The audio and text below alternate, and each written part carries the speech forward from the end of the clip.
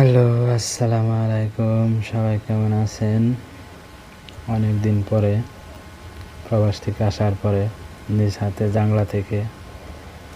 জাংলা বলতে সবজির মাচা থেকে সবজি সংগ্রহ করব, যেটাকে ধুন্দুল বলে আর কি। এই দেখেন ধুন্দুল,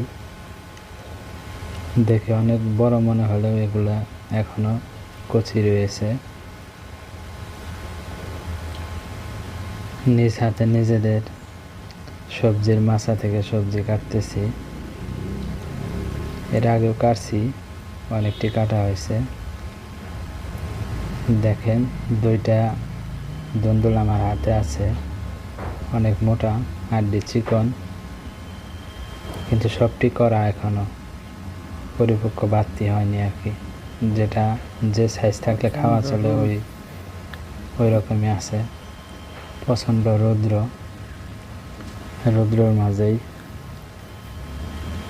সবজি কাটলাম। এটা যেমন বেশি বড় হয়ে গেছে, এটা আর কাটলাম না।